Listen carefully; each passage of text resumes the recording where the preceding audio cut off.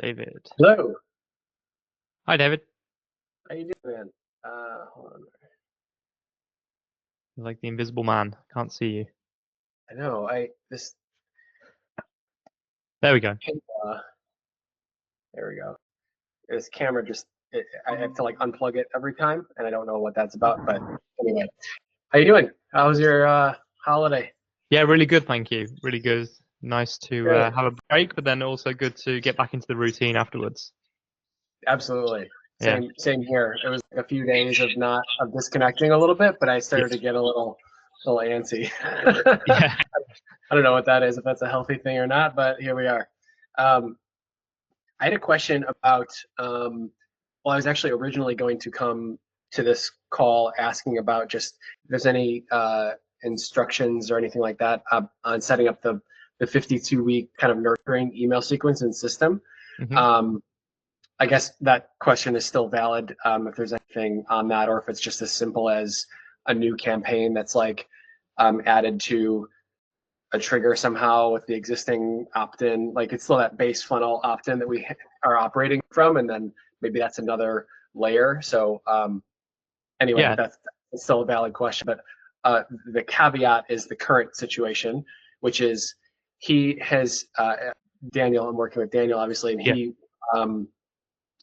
from his old other business had Constant Contact, and he has a few thousand emails in that list, and he sends and has been for 2 or 3 weeks now sending a weekly email to people there. I think he's wanting to kind of just, and actually like enjoys it a little bit, just kind of writing some of this copy weekly. And I think the approach potentially is to just like, to some degree, hopefully a majority of the time would be to make it specific to the program versus what that list has primarily been his posing clients, right? Like he had a business as a posing coach. Those were his posing clients. What I'm doing with him is obviously the business opportunity of people aspiring to be coaches. So they're a different audience. So potentially the path forward is that he just keeps sending those weekly emails, but we have them sort of, a good mix or a majority coming towards this program, which is fine. I guess my question on the technical side is like we've got 600 leads or something like that, maybe 700 in system.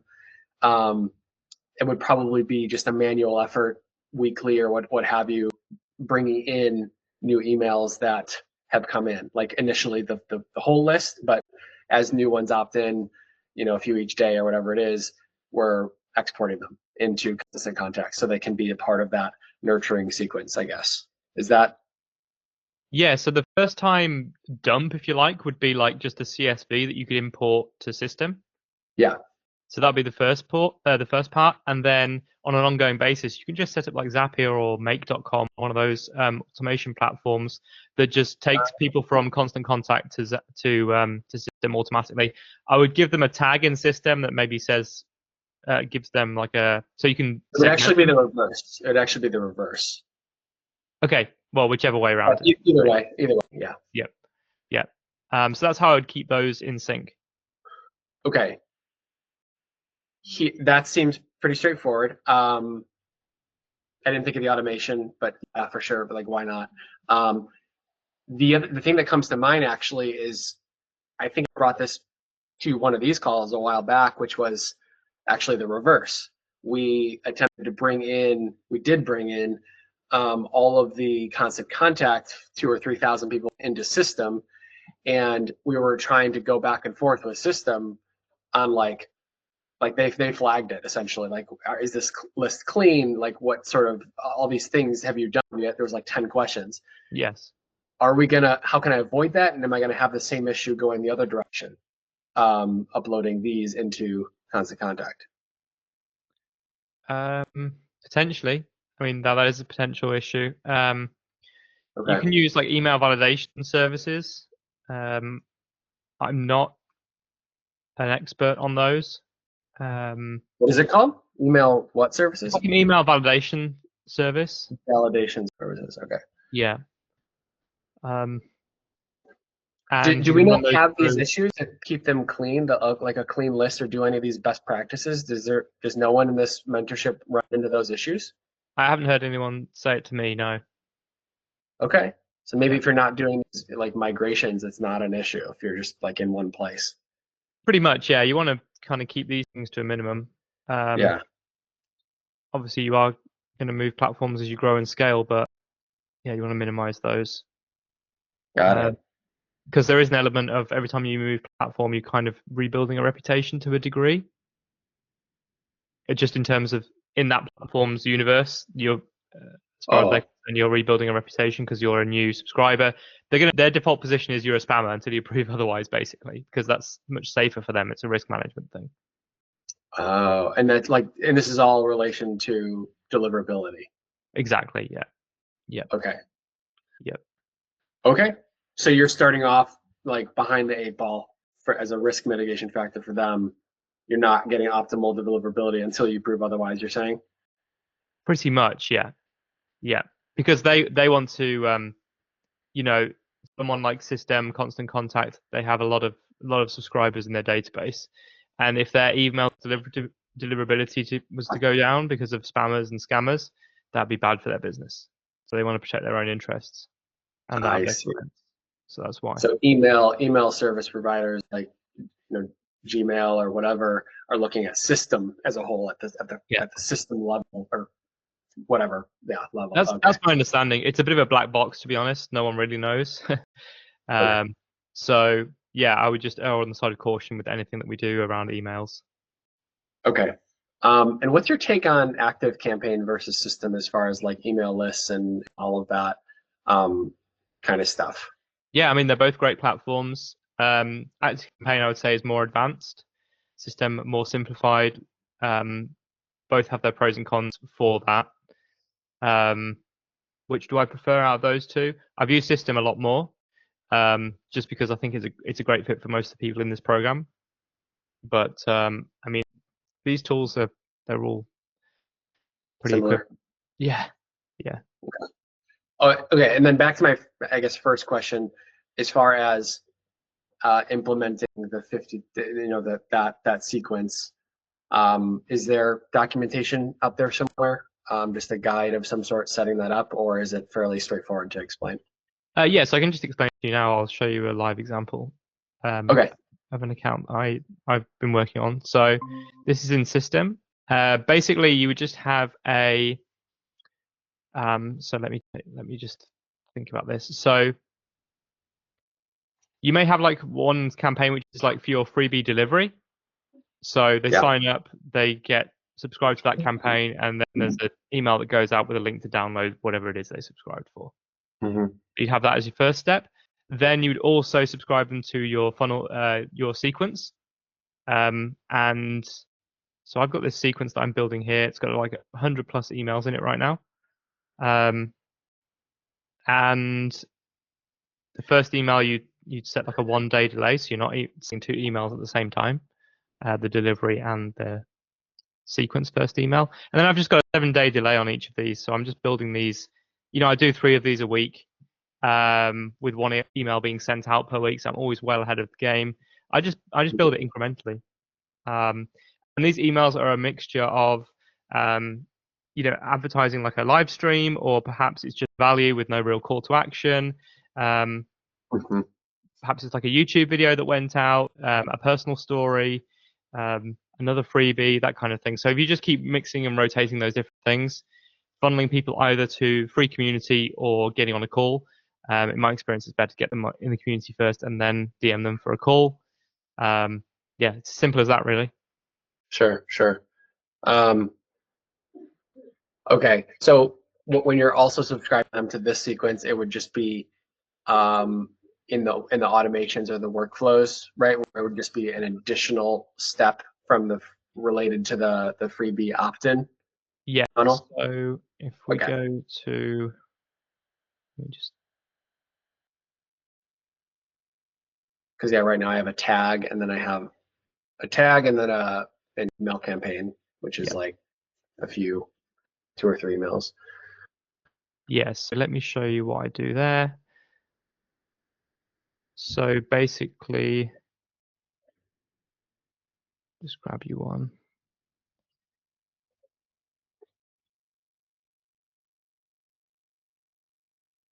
So the way I do it is they get subscribed. So they opt in for a particular freebie. They get subscribed to that campaign, to the delivery campaign for that freebie. So if it's like a painting tutorial in this case, they get subscribed to that email that gives them access. Then I add the tag, which is in this case freebie, and then anyone who has that freebie tag, they get immediately added to the free funnel sequence via a workflow. So there's a couple of different moving parts there, but it's pretty simple. Okay, and that's a separate automation. So anyone with that tag gets. Yeah. Got it. Okay. All right. Cool. Thank you very much. I appreciate that. No worries, David. Does that answer your question? It does. Should Cool. be good. Thank you. All right, mate. Good to see you. Okay, my web pharmacist. Did you have a question, or are you just here to spectate? I put you on mute, so I don't know if you're driving right now. Can you hear me? Yeah, I can hear you. Yeah, sorry, I'm driving because I think this is the only way to get to you. I sent you a DM, but I don't think you got it. Right. So I have two questions. The first one, I was getting an email from somewhere, and it had something about support Google DMARC. Mm. I asked Cuba what that meant. He said I should ask you. So I don't know if it's a spammy thing or it's real. Yeah, so it's actually the DMARC reports are an anti-spam measure, and it's an automated report that will be sent to you basically from places like Gmail, Yahoo Mail, and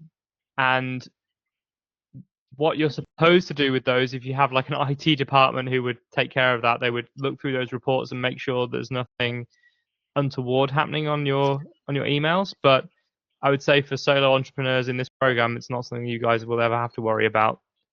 It's more for like a corporate IT structure. So you can pretty much safely ignore those emails or just file them away somewhere in a folder.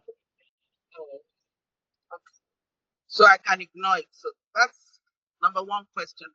Yep. The second question. When I was creating my freebie, so we had fatlosspharmacist.com/3 secrets and that. Yeah. And it goes to my freebie. But when I was now curious, I said, okay, what does fatlosspharmacist.com? Where does it go? And I found out that it doesn't go anywhere. Yeah. Shouldn't it be going somewhere? Because people will want to know the parents.com. Mm-hmm. So shouldn't I be redirecting fatlosspharmacist.com either to school or somewhere?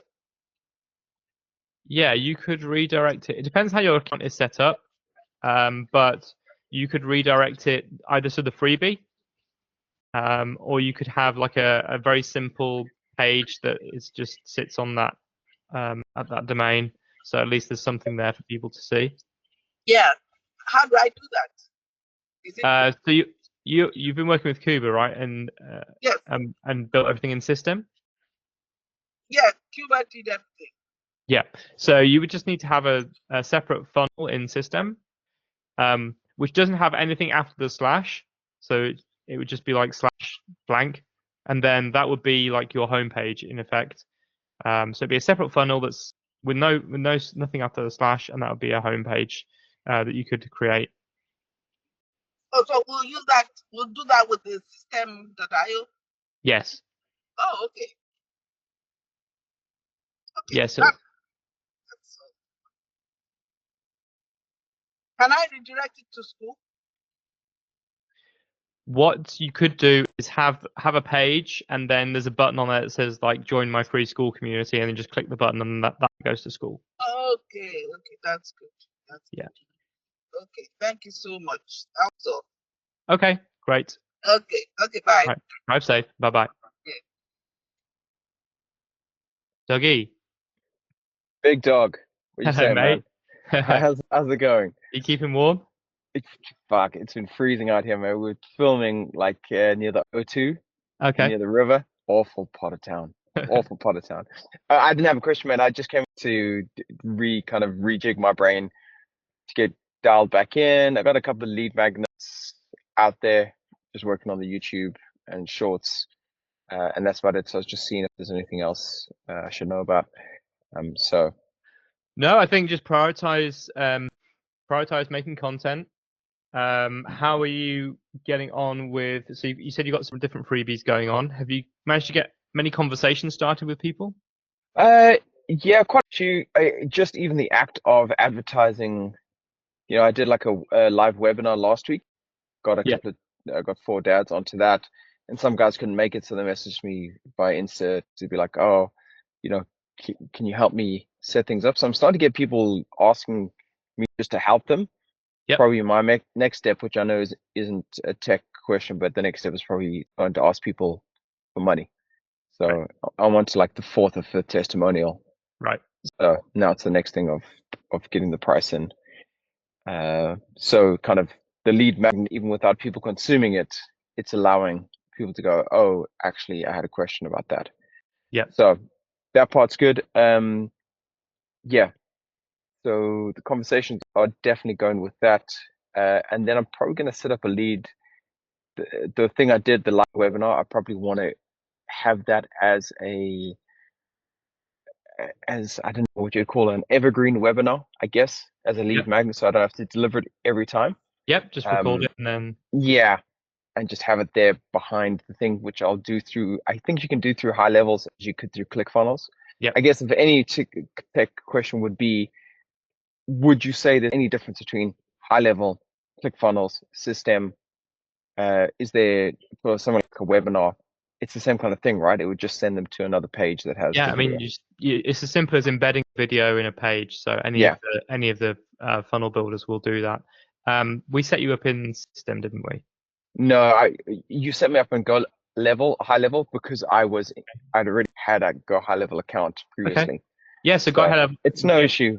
Yeah, GHL will do that. So that's yeah. So instead, at the moment, what I had was people would sign up for it, give me their email, and they got an invite to my live webinar. Now all that will change is that the redirect page will be the page to the recording. Yeah, absolutely. Yeah. So the thank you page effectively becomes that. Yeah. And then I'll just need a page on the back of that, I guess, to say, is it better to have like for more, get hold of me here, as in underneath the webinar embedded, or onto a separate page? I guess on that page, in case they don't finish. Yeah, so I would just embed your calendar underneath the video and be like, hey, if you want these kinds of results, whatever suits the video, if you want these kinds of results, book in a one-to-one call with me and my team, and then you would just have your calendar embedded underneath, so they don't have to click on anything, go anywhere. It's just there. Yeah, it's all one place. Yeah, I like that, so you don't get drop off. Okay, cool. Also, it'd be good to put. Did you say you have some testimonials now?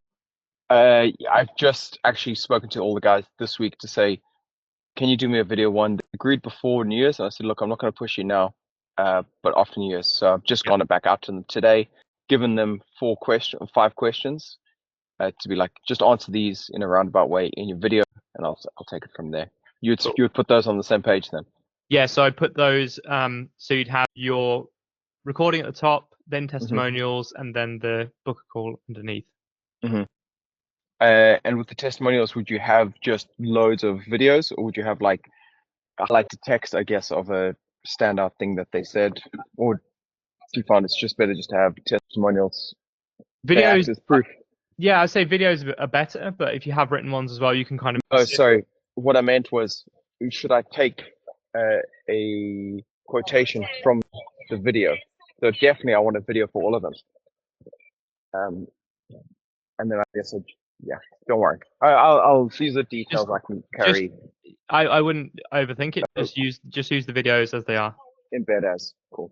All right, that's it. I'll get working on that then. All right, brother. Nice one. Thanks, Sam. All right, stay warm. Peace. Appreciate you, man. Bye-bye. Bye.